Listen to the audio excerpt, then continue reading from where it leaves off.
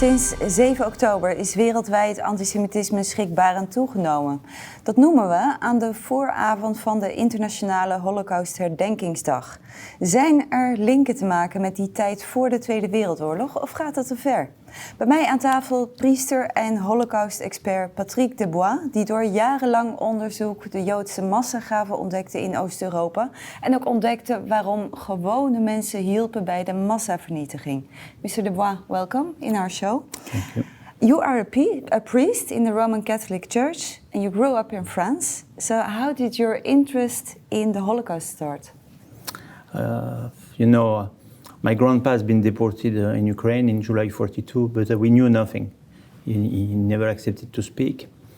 And one day I was in Poland and I made a mistake. I passed near a village. I asked where I am, and it was near the camp of my grandpa. Mm-hmm. So it began like that. It was a family investigation. And after years and years and years with my organization called jarenlang, it means together in Hebrew and Latin. And we have now discovered the mass grave of nearly 2 million Jews. But it started with your grandfather. It started with Grandpa, yeah. Yeah. What happened to him? He has been deported. He came back to France. He arrived to Strasbourg. He bought his train ticket, and the lady selling the ticket phoned to Gestapo. So he has been deported from Strasbourg to Ukraine. And then he spent his time in the he was prisoner until the end of the war. He was partially in Ukraine and after back in Germany. Right. And did he ever talk about the camps? Never. He only said in our place we had no food, no drink, but outside was worse. And I think when I went back to the village, I realized that in that village they shot 18,000 Jews. So I realized that the others, it was the Jews. Mm-hmm. Yeah. When you told us, you discovered about your grandfather, then you started to discover and research in Ukraine and other countries in the Eastern Europe. Yeah, I'm not alone. We are 20 full-time in Yarat. But you started alone, right? No. Mm-hmm. I started alone, but in Poland. Yeah. But in Ukraine, it was already a small team. Right. You cannot work alone because you need a cameraman, you need investigator, you need mediator, you need drivers. Mm-hmm. And so we began by Ukraine, and after we made all the post-Soviet republic, we went in Russia, in Belarus, after also in Romania, in Poland, Moldavia, Estonia, Latvia, Lithuania. It means all the Soviet bloc. Right, but to give a little bit of background, before you started your investigation about the Holocaust in Eastern Europe, there was actually not so much known about this chapter of history. It was known in one way because some Jews, very important, published a black book after war. But it's sure that when you go in the street, if you ask, what do you think Holocaust, they will say Auschwitz. People don't remember the mass graves. No. I think it's frightening for humanity because they realize that, in fact, we build a life on the dead of other people. Right. But people in Ukraine and the other countries where you went, they were not willing to talk about what happened during the World War II. Until the year 2000, nobody wanted to speak because they were afraid. But after, the opposite. One man, he told me, I have 1,500 Jews in my garden and nobody came back. You're the first one. No, 1,500 Jews buried in his garden? Yeah. When was the first time that people started to talk? It was at the end, it was just before the year 2000. They began to be free of the Soviet memory. Right. But it was difficult. Yeah. What did they say when they started sharing?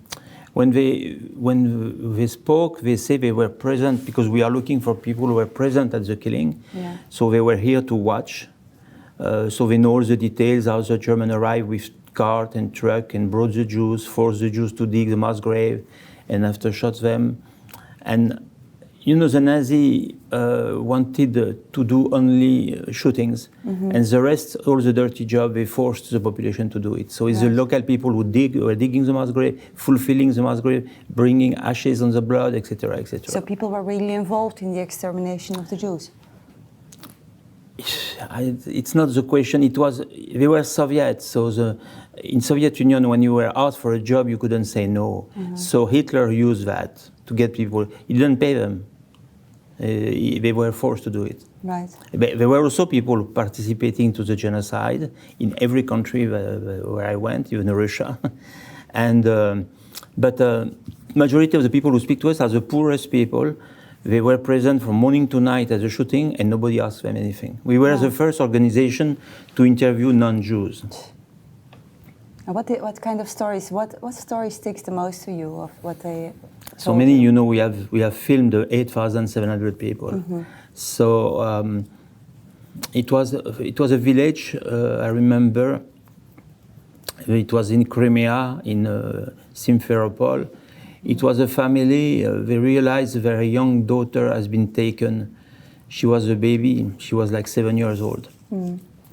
So they sent people. They ran to the place of the shooting to ask the German not to shoot the baby, and they could not. But they heard the last discussion of this small girl. This small girl didn't know she was to be shot. It was very cold, so she said I'm cold, and but I give you my shoes if you want, and etc. And they shot the girl. Yeah.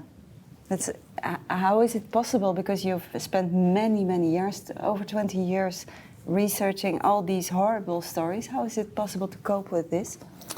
I don't know. First, I got that from my family heritage. Mm-hmm. Secondly, the prayer.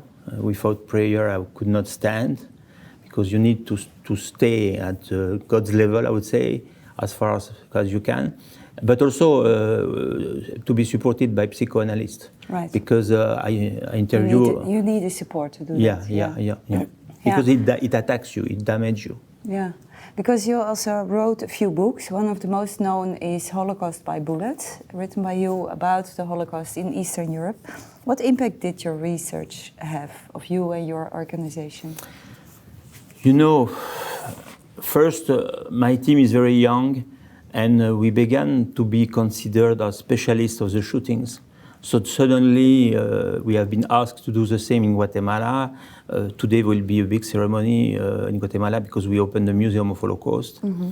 And we did the same in Iraq about the victim of ISIS, and now we are doing in Ukraine with the victim of the Russian.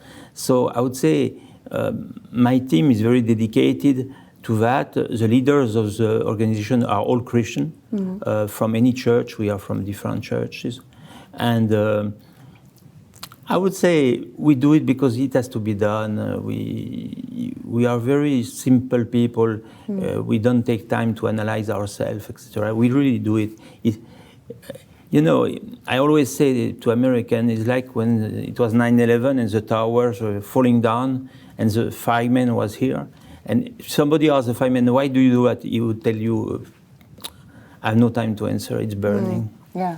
It's burning, you know, it's a burning, it's a burning right memory. Yeah. It was 2 million Jews buried, nearly, by shooting, also buried alive, and nobody cared, and the corpses are still underground. And in the Jewish tradition, they are considered as tzaddikim. So for me also, it was a religious dimension of them. I realized when I found the new mass grave, I always say to the dead, finally we found you. It also is like a religious duty for you? Yeah. So why is it important to find these people? Because, you know, in the Bible, Cain is killing Abel. The first brothers are killing each other. And God asked to Cain, where is your brother? So where? He doesn't ask him, why did you do that? Mm-hmm. And also, but where?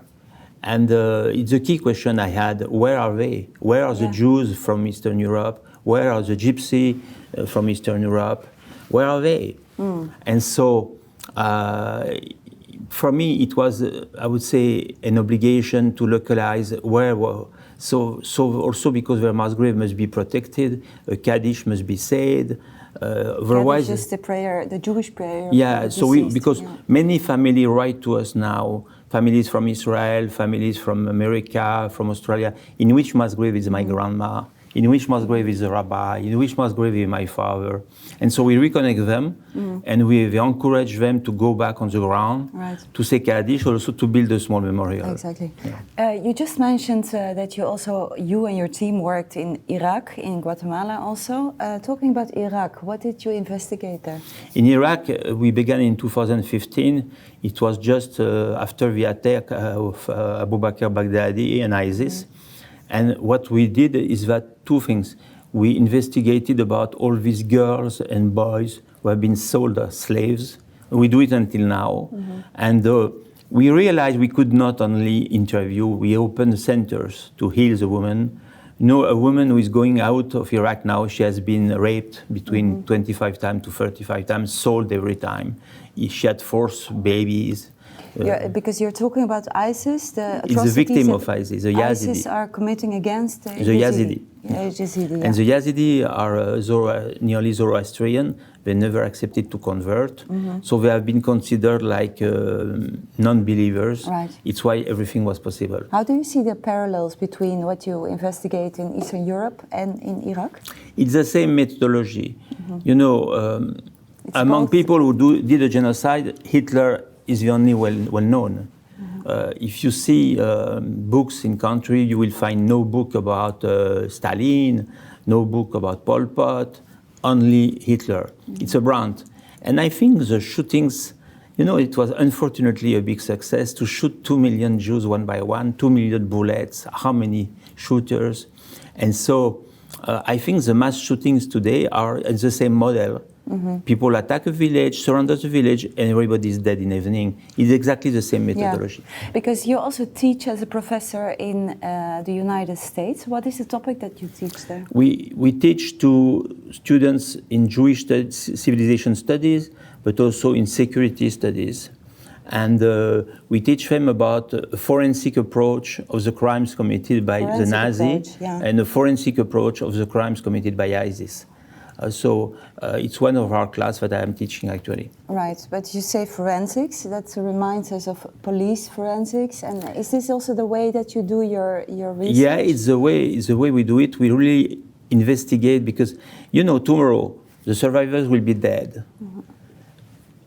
3,000 nearly mass graves with nothing. You see nothing. Sometimes you put a stone, but you see nothing. There is no railway, no train, no gas chamber. So the deniers will say it never existed. Yeah. It's a fabric to make money to build Israel. So you need to find proof. Yeah. So for me, we had to find the evidence place by place so that tomorrow people can study how many crimes has been committed in the name of Hitler in these cities. Because when you have no memory, you have deniers. If we go to today is also an important day because it's the 26th of January and the International Court of Justice is going to give a first ruling about genocide trial against Israel. You talked about genocide by Hitler, you talked about genocide by ISIS against the Yazidi. What do you think about the allegation that is made here against Israel? For me, what is very surprising, I know South Africa and I like this country, but it's very surprising because they wanted to invite Mr. Putin. Recently, Putin has been accused of genocide by international law, and they were not afraid. They did the maximum to make him come, and they wanted even to retract themselves from international court.